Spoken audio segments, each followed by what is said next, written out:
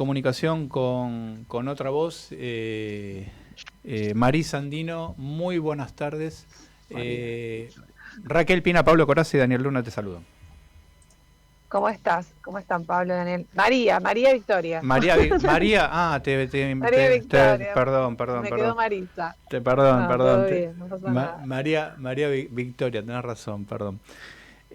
Bueno, muchísimas gracias por la participación en el programa. Vos, habíamos charlado yo en el martes anterior, digamos, con relación a la actividad. Me gustaría que vuelvas a comentar esa actividad que hicieron, para comentarla a nuestros oyentes, y después, si te parece, continuamos con el tema de qué tipo de... cómo afecta esos cortes que realizó el gobierno, que habíamos quedado pendientes.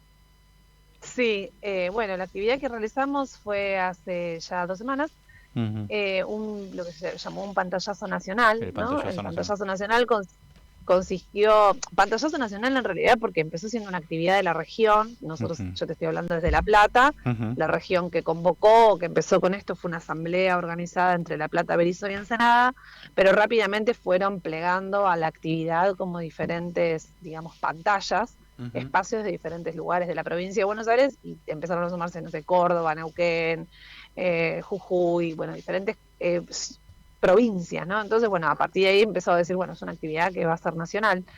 Y consistió en un día, en un horario particular, todos al mismo tiempo, a las 6 de la tarde, pasar cine argentino o producción local, ¿no? Uh-huh. Y en esa, quienes pudieron hacerlo por su infraestructura, sacaron las pantallas a la vereda, a la calle.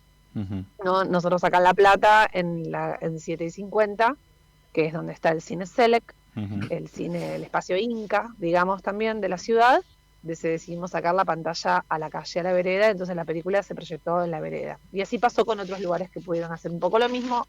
Obviamente el frío no acompañó en algunos casos gente Uh-huh. abrigada, pero bueno, se pudo hacer la actividad. Pero la idea era, bueno, visibilizar lo que estaba pasando con el cine, visibilizar la actividad, por eso lo de la pantalla a la calle, y bueno, esta cuestión de todos al unísono para poder generar como otra relación con lo que sucede, ¿no? Y que no solamente la actividad quede acá, en Capital, digamos, o Buenos Aires o La Plata.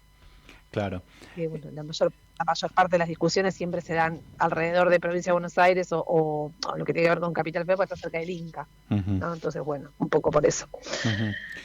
Y habíamos quedado medio en que se estaban interrumpiendo distintos programas, digamos, y que, bueno, yo en ese momento te había cortado como para charlarlo, digamos, un poquito más, por eso este nuevo llamado.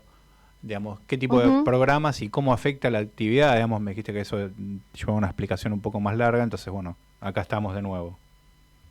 Sí, en realidad es como entender esto, ¿no? Los procesos de las películas, si uno compararlos, son procesos largos, ¿no? Uh-huh. Entonces no es que uno hace una película de un día para otro. Bueno, a veces sí puede hacerla como de una forma muy rápida, muy expeditiva, pero el Instituto Nacional de Cine es una institución, digamos, pública, que tiene como una infraestructura y que tiene una dinámica de trabajo que podemos tildarla de burocrática, quizás, sí, totalmente, ¿no? Por eso también nosotros hemos dicho muchas veces que se merece una discusión hacia adentro, de mejorar algunos mecanismos, de agilizar algunas cosas, pero bueno, siempre dijimos que esto es con los sectores de la industria discutiendo adentro, no por fuera, ¿no? No que tome las decisiones otro que no sabe cómo se hace una película, digamos.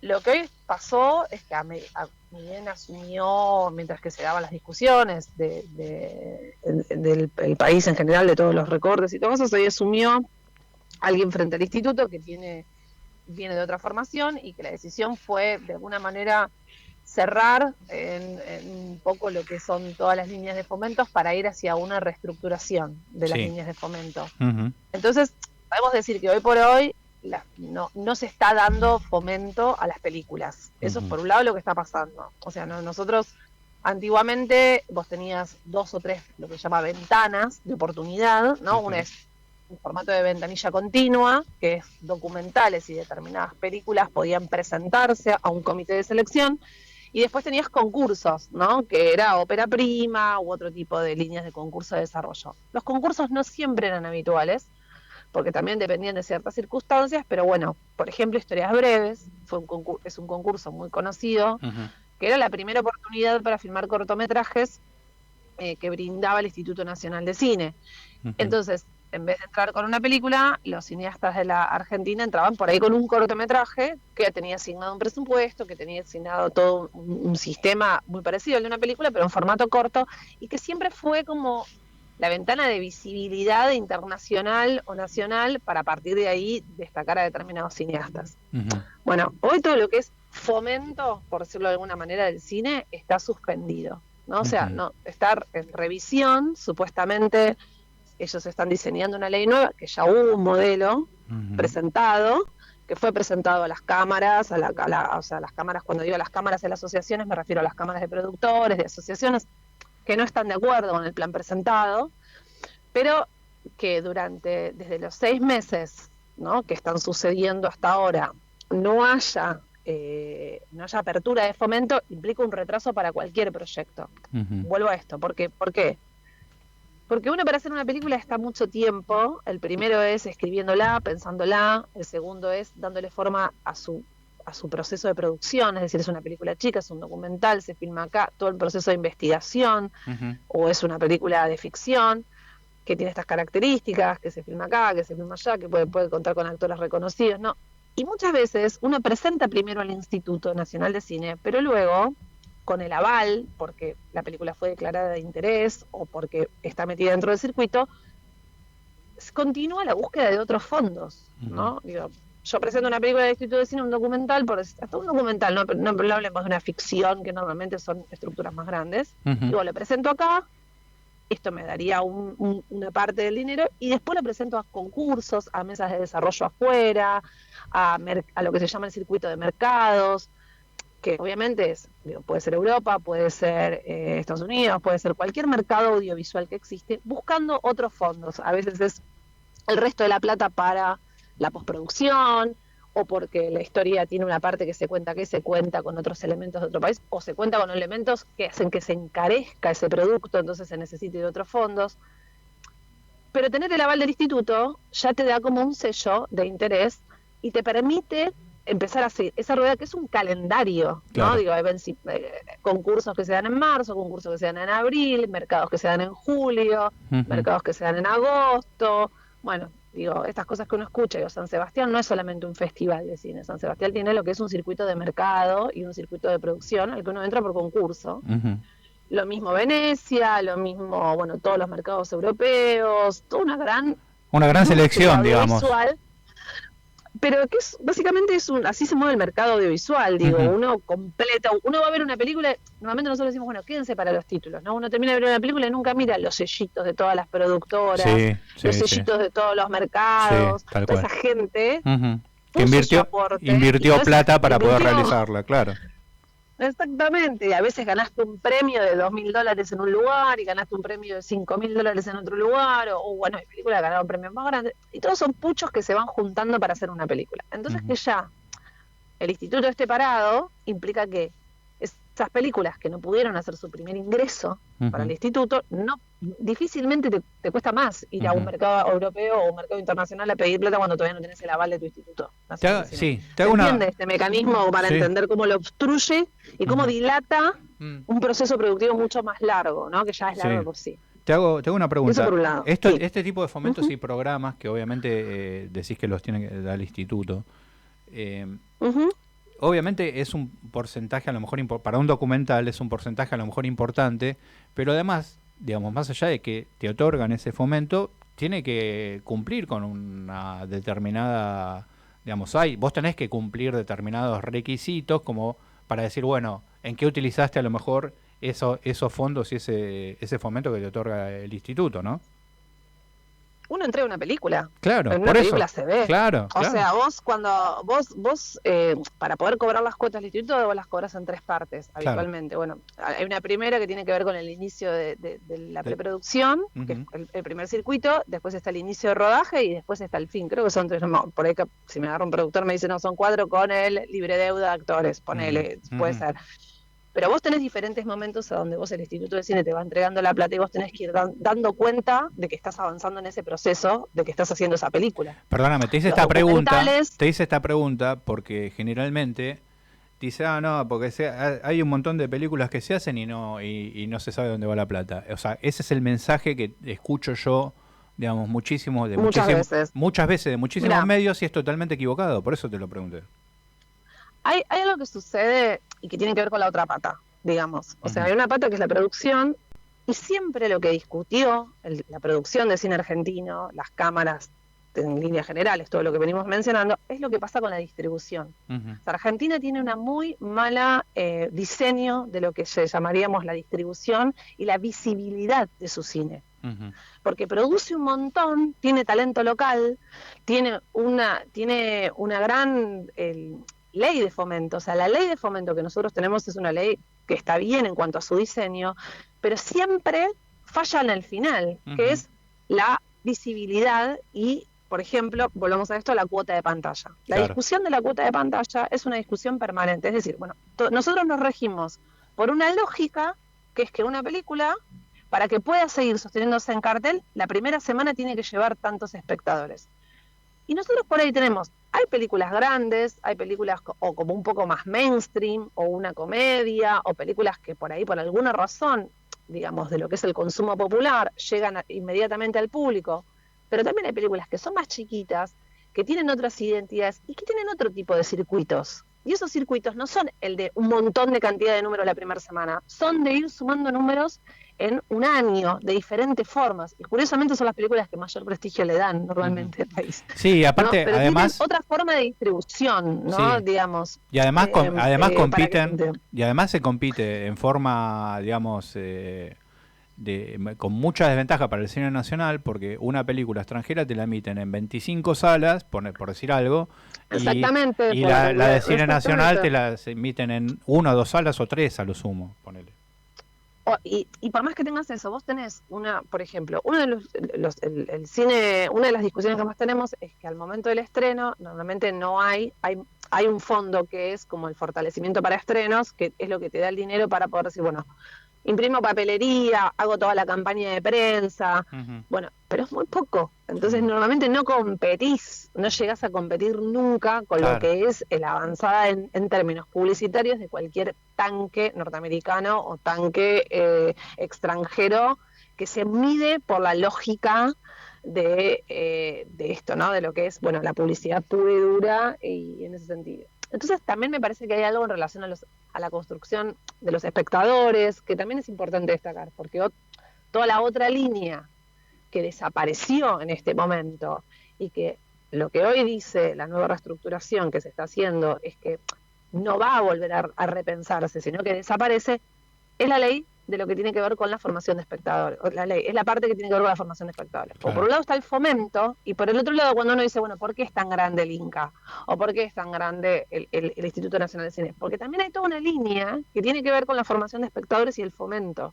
Y eso es la existencia del cine en las cárceles, los programas de cine en otro tipo de circuitos que no es el del cine tradicional, los espacios INCA. Claro. Eso es formación de espectadores.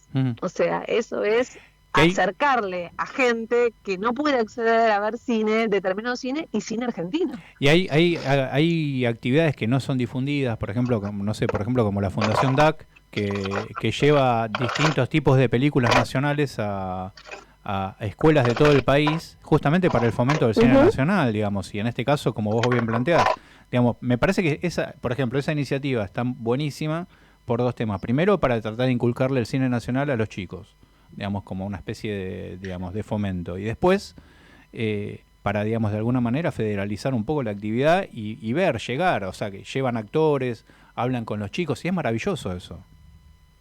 No, y a mí me pasa, por ejemplo, yo te traslado una cosa. El programa Gafas Violetas era un programa que tenía el Instituto Nacional de Cine, que fue creado por las propias trabajadoras, que fue como la unidad de género, ¿no? Es decir, la unidad que lo que se dedicaba era básicamente a traer, a hacer una selección de películas que estén hechas por realizadoras mujeres, o que en sus temáticas problematicen acerca de cuestiones que tienen que ver con problemáticas que atañan a las cuestiones de violencia de género, también, o incluso historias de amor, ¿no? Pero que tienen otro punto de vista, otra realidad para contar, o incluso historias hechas por varones, pero que también problematizaban sobre otros puntos de vista. Y ese programa lo que hizo durante un tiempo fue llevar esas producciones a lugares muy remotos, donde nunca quizás habían visto cine. Claro. O sea, a lugares donde quizás o no había cine, o lugares donde había una comunidad, quizás, vuelvo a esto, o una cárcel, lugares donde por ahí no podían, y donde solamente quizás esas personas podían acceder al cine por la gran fuerza publicitaria de los grandes tanques que contienen determinados mensajes. Entonces, también esto tiene que ver en este sentido, ¿no? Que los programas de fomento se desarticulen, tienen que ver con esto. Digo, hay gente, no hablo solamente de niños, o de niñas, hablo de gente incluso más adulta, en lugares remotos, que quizás solamente puede acceder a determinada información a través de un teléfono, y nosotros sabemos cómo funciona el logaritmo. Claro. El logaritmo, digo, cómo funcionan determinados filtros para que a vos te llegue solamente determinada información. Entonces, también hay algo ahí que los programas de fomento, los lugares de educación, o los lugares que tienen que ver con lo público, los lugares donde está presente quizás el Estado desde otro lugar, pueden facilitar o pueden llegar, que también lleguen contenidos que nunca llegarían. Entonces, y que tienen otro tipo de mensajes o problematizan sobre diferentes cosas. Entonces, que desarticulen esos fomentos también habla de algo, ¿no? Sí, no, y aparte me parece importante y destacar, digamos, que también la producción, a lo mejor una parte de la producción nacional, digamos, o la producción en sí, no tiene que estar atada pura y exclusivamente a una cuestión económica, digamos, ¿no? Porque, digamos, digamos, ahí forma parte de la construcción de nuestra identidad, de nuestros valores, de nuestras vivencias día a día, que eso es muy difícil de reflejar. Y por más que vos tengas un montón de plata como para tratar de igualar, y ya se pasó con películas que fueron éxito acá y las trasladaron allá, y no tuvieron el éxito que tuvieron acá, por supuesto, no fracasaron. No, y también me parece que pasa algo que es esto que decimos, ¿no? No solo una construcción de identidad, sino que también entender que, digamos, a mí me ha pasado estar en funciones donde hemos proyectado cosas que gente me ha dicho, yo nunca pensé que iba a haber algo así, nunca me sentí tan identificada, porque claro, eso que estaba viéndose ahí era la vida de un montón de personas que no era posible ser contada por una multinacional de Netflix, o sea, es otra realidad, ¿no? Entonces, y pensarse desde ahí es también generar en ese solamente que ve, no un entretenimiento, sino un proceso de reflexión sobre su vida, sobre sus cosas. Entonces, digamos, nadie quiere decir que es entender la cultura y la producción audiovisual también desde diversas aristas. Nadie dice que solamente hay que hacer un tipo de cine que es solamente de público, sino que hay que pensar en un abanico, porque también, digamos, es un arma muy poderosa. Entonces, es decir, bueno, no se trata solamente de lo que pueda producir dinero o espectáculo. Pues si vamos al caso, Gran Hermano produce 200 millones o sea, produce muchísimo dinero. Ahora, ¿está bueno verdaderamente los valores que divulga Gran Hermano? Digo, a ver, si todo nuestro sentido se va a construir a partir de ahí, es que sociedad queremos. Claro.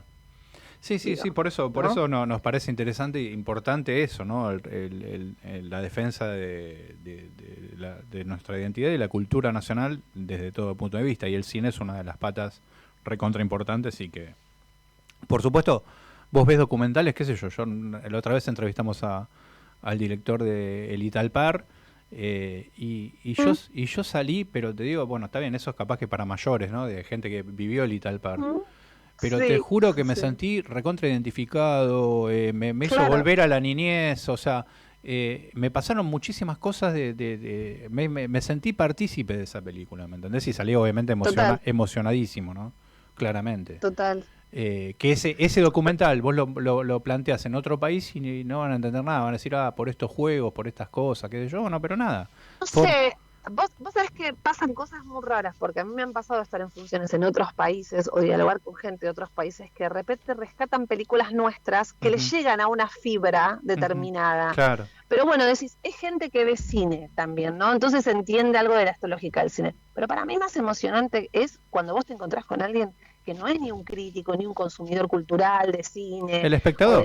Y que de repente, el espectador, y que de repente, pese a que uno no crea que puede suceder, algo le pasa con eso que ve, que no es meramente entretenimiento. Claro. Entonces, digo, descartar eso, pensar que eso no existe, digo, para mí no es casual, es pensar en un proceso de desaprendizaje, ¿no? De desidentificación, es anular un posible proceso de crecimiento de cualquier sujeto común, digamos, al que podría acceder. Digamos, para mí, en este sentido, es lo que pasa con los libros, ¿no? Digo, vos accedés a algo, a un proceso interior a medida que atravesaste esto. Bueno, hoy, que estamos en la era audiovisual, ¿no? Y que cada vez que se consumen menos libros en muchos sectores, coartar incluso esas posibilidades, qué sé yo, me parece como terrible. Digo, Victoria, siempre es un placer hablar con vos y se me fue el programa. Bien, bueno. Nada, seguimos en contacto, obviamente vamos a seguir charlando en otro momento la semana que viene, lo coordinamos por privado. Y bueno, a disposición para lo que precisan en el tema de difusión de actividades que están realizando, obviamente, del colectivo que vos encabezás o participás. Bien, si vamos a hacer un balance ahora. Sí, es importante seguir charlando, porque también, sobre todo en el término de los laborales, digo, lo que está pasando con el Festival de Mar del Plata, lo que pasó con Ventana Sur, cosas como medio claves que tienen que ver con el laburo, concretamente, ahí, ¿no? Y que están afectadas también. Dale. Bueno, muchísimas gracias. Dale. Y mil perdón por el que te rebauticé. Todo bien. Nosotros nos despedimos hasta el próximo.